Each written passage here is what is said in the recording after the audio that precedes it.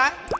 చిన్న పెద్ద ఏనుగును చిన్న చైన్తో కట్టేసి ఉంటుంది ఊర్లో. పెద్ద ఏనుగును చిన్న చైన్తో కట్టేసి ఉంటుంది ఊర్లో, కుగ్రామంలో కట్టేసి ఉన్నప్పుడు ఏంది తెలుసా? నాలాంటోడు హైదరాబాద్ నుంచి వస్తాడు, వచ్చి చూసి గంత పెద్ద ఏనుగును గింత చిన్న చైన్తో కట్టేస్తావురా అని ఫీల్ అయ్యి, మనసులో ఫీల్ అయ్యి మావటి వాని దగ్గరికి పోతాడు.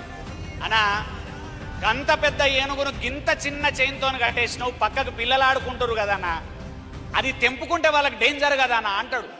ఫస్ట్ మంచిగా చెప్తాడు ఇట్లా. మావటి వాడు ఏమంటాడు తెలుసా? అదేం చేస్తారు, లైట్ తీసుకోండి మీరు అంటాడు. వీనికి కోపం వస్తుంది. అరే నేను హైదరాబాద్ నుంచి వచ్చిన టాలెంటెడ్ ఇంజనీర్, నేను ఖతర్నాకోని, నేను చెప్తుంటే వినవారా భయ్ నువ్వు? మనసులో కోపం వచ్చి ఏమంటాడు?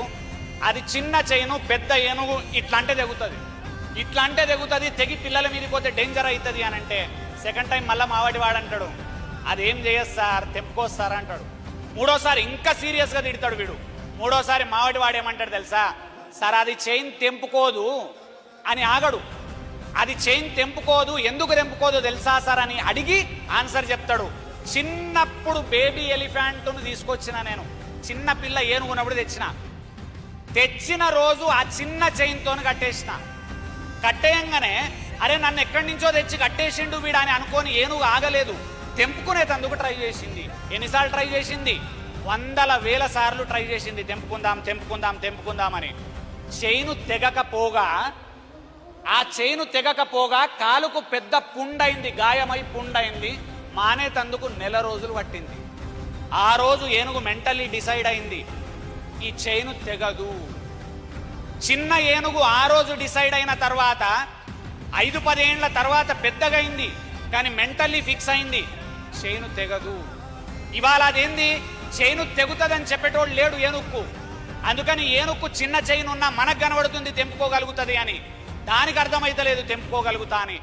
సేమ్ ఎగ్జాంపుల్ మిడిల్ క్లాస్ వాళ్ళది కూడా ఇదే ఎగ్జాంపుల్. చిన్నప్పుడు సెట్ అయింది మైండ్లా, పెద్ద కారు కొనలేము, అదొక చైన్.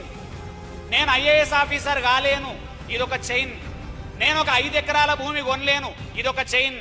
నేను ఫారెన్ పోలేను, ఇదొక చైన్.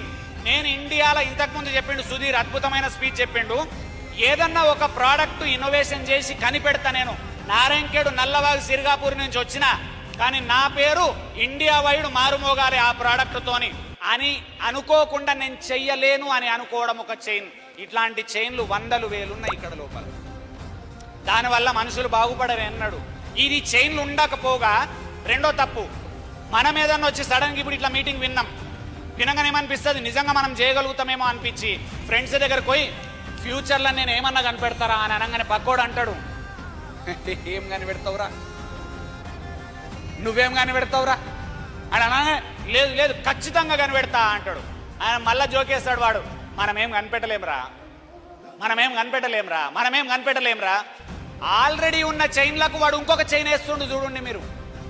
ఉన్న చైన్కు మళ్ళా నీళ్ళు పోస్తుండు, మనం ఏం చేయలేమని చైన్ ఉంది, వాడు మళ్ళా చైన్ వేస్తుండు, డబల్ చైన్.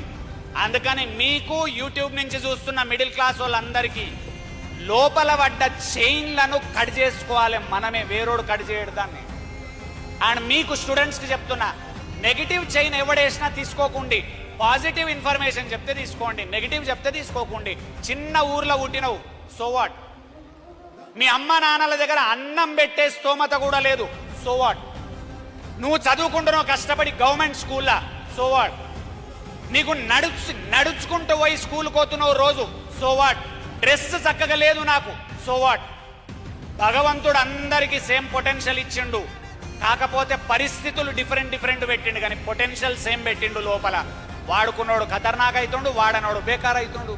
వాడనోడు ఏం చెప్తుండు? నా పరిస్థితులు బాగలేవు అని చెప్పి డబ్బా కొట్టుకుంటుండు, నా పరిస్థితులు బాగలేవని రీజన్ చెప్పుకుంటుండు. సిగ్గనిపించట్లేదు? పరిస్థితులు అట్లనే ఉంటాయి, మారాలే కదా, మార్చాలే కదా నువ్వు. ఒకటి పాయింట్ అర్థం చేసుకోండి, వాళ్ళ పాఠాలు చదువుకున్నాడు. ఈ పాయింట్ చాలా మందికి చెప్పినా నేను, చాలా మంది బాగుపడ్డారు ఈ పాయింట్తోని. పాఠాలు చదువుకున్నాడు మిడిల్ క్లాస్లకు ఎక్కుతాడు, జీవిత పాఠాలు చదువుకున్నాడు రిచ్ అవుతాడు.